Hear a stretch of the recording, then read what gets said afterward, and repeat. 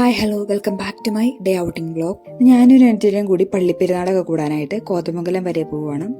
ഞങ്ങൾ റെഡി ആയപ്പോൾ തൊട്ട് ഞങ്ങളുടെ കൂടെ കൂടിയ ആളാണ് പൊന്നു കൊണ്ടുപോകണമെന്ന് പറഞ്ഞ്. പക്ഷെ ഞങ്ങൾ മാത്രം പോകുന്നതുകൊണ്ട് ഞാൻ കൊണ്ടുപോകാൻ പേടി, അങ്ങോട്ട് കൊണ്ടുപോകുന്നില്ല. എല്ലാ പ്രാവശ്യവും പള്ളിപ്പെരുന്നാൾ കൂടാൻ പോകുമ്പോൾ ഞങ്ങൾ 3 പേരും കൂടിയാണ് പോകുന്നത്, ഞാനും എൻ്റെ ചേച്ചിയും എൻ്റെ അനിയത്തിയും.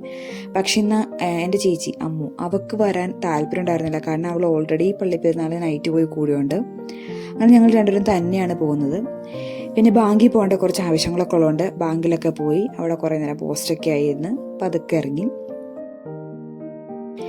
അത് കഴിഞ്ഞ് ഞങ്ങൾ നേരെ പള്ളിപ്പെരുന്നാൾ കൂടാനായിട്ട് പോവാണ്. ഈ പള്ളിപ്പെരുന്നാൾ കൂടുമ്പം എല്ലാവരും എന്ന് വെച്ചാൽ കോതമംഗലത്ത് അല്ലാത്തവർ പലരും എന്നോട് ചോദിച്ചിട്ടുണ്ട്, നീ ഒരു ഹിന്ദു അല്ലേ, എന്താ പള്ളിപ്പെരുന്നാളൊക്കെ കൂടാൻ പോകണമെന്ന്.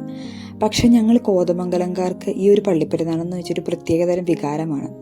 ഒരു Christmas, new year, Onam, Ramzan ഇതൊക്കെ ആഘോഷിക്കുന്നതിലും ഞങ്ങൾ ഏറ്റവും കൂടുതൽ എല്ലാ ജാതിയിൽപ്പെട്ടതും, ഹിന്ദു ആയാലും മുസൽമാനായാലും ക്രിസ്ത്യനായാലും എല്ലാ ജാതിയിലും പെട്ടവർ ഒരുപോലെ ആഘോഷിക്കുന്ന ഒരു ആഘോഷമാണ് ഞങ്ങൾക്ക് ഈ പെരുന്നാൾ എന്ന് പറയുന്നത്.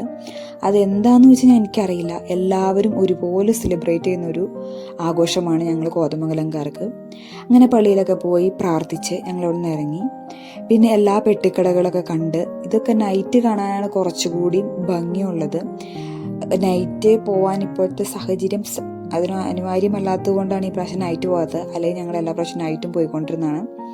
പിന്നെ എല്ലാ പെട്ടിക്കടകളിലൊക്കെ കയറി ഞങ്ങൾ നടന്നു. കാരണം വേറൊന്നുമല്ല, നമ്മൾ ചെറുപ്പം മുതലേ വരുമ്പം എല്ലാ പെട്ടിക്കടകളിലും കയറി കുറേ സാധനങ്ങളൊക്കെ അന്ന് മേടിക്കാൻ തോന്നും. ഇന്ന് കയ്യിൽ മേടിക്കാൻ പറ്റുന്നൊരവസ്ഥയായി പോലും എല്ലാം കണ്ടിറങ്ങി പോകാനൊരു മാത്രമാണ് തോന്നിയിട്ടുള്ളൂ. പിന്നെ ആകെ ഞങ്ങൾ കഴിച്ചത് രണ്ടുപേരും ഒരു ഐസ്ക്രീം മാത്രം കഴിച്ചു. കാരണം എല്ലാം ഞങ്ങൾക്ക് കാണാനായിരുന്നു കൗതുകം ഉണ്ടാകുന്നത് മേടിക്കണതിനേക്കാളും. അത് കഴിഞ്ഞിട്ട് ഉച്ചയായി. ഞങ്ങളുടെ ഇവിടുത്തെ ഏറ്റവും നല്ല പ്യുവർ വെജിറ്റേറിയൻ ഹോട്ടലാണ് ഉടുപ്പി. ഊണ് കഴിക്കാനാണ് പോയത്, പക്ഷെ ഊണുണ്ടായിരുന്നില്ല, ഊണ് തീർന്നു പോയി. ആസ് യൂഷ്വൽ മസാല ദോശ തന്നെ ഓർഡർ ചെയ്തു. ഉടുപ്പിയിൽ മസാല ദോശ എന്ന് വെച്ചാൽ one of my favourite masala ദോശയാണ്. ഭയങ്കര ടേസ്റ്റാണ് ഉടുപ്പിയിലെ ഫുഡിന്. അവിടെ വന്ന് കഴിച്ചവർക്കറിയാം അവിടുത്തെ ഫുഡിൻ്റെ ടേസ്റ്റിൻ്റെയും അതുപോലെ ക്വാളിറ്റിയും ക്വാണ്ടിറ്റിയുടെയും കാര്യം. നല്ലൊരു ഫില്ലിംഗ് ആയിട്ടുള്ളൊരു ഫുഡായിരിക്കും ആ ഉടുപ്പിലെന്ന് പറയുന്നത്. അങ്ങനെ ഫുഡൊക്കെ കഴിച്ച് ഞങ്ങൾ ഇറങ്ങി. എനിക്കും എൻ്റെ അനിയത്തിക്ക് ഏറ്റവും ഇഷ്ടമുള്ള കാര്യമാണ് ഗ്രോസറി ഷോപ്പിംഗ് എന്നുള്ളത്. നമ്മൾ ഏറ്റവും അധികം എൻജോയ് ചെയ്ത് ഞങ്ങൾ വളരെ ഇഷ്ടത്തോടു കൂടി ചെയ്തൊരു കാര്യമാണത്. അതിപ്പോൾ എൻ്റെ ഒരു ബെസ്റ്റ് ഷോപ്പിംഗ് പാർട്ണർ എന്ന് പറയുന്നത് എൻ്റെ അനിയത്തി. അങ്ങനെ വീട്ടിലേക്ക് വേണ്ട സാധനങ്ങളൊക്കെ മേടിച്ചിറങ്ങി. അത് ഞാൻ ഡ്രസ്സ് എടുക്കാൻ പോയി. കുറേയൊക്കെ ട്രയൽ ചെയ്ത് നോക്കി. അതിനകത്ത് 1-2 എണ്ണം എടുക്കുകയൊക്കെ ചെയ്തു. ഷോപ്പിംഗ് കഴിഞ്ഞ് വീട്ടിലേക്ക് പോന്നു.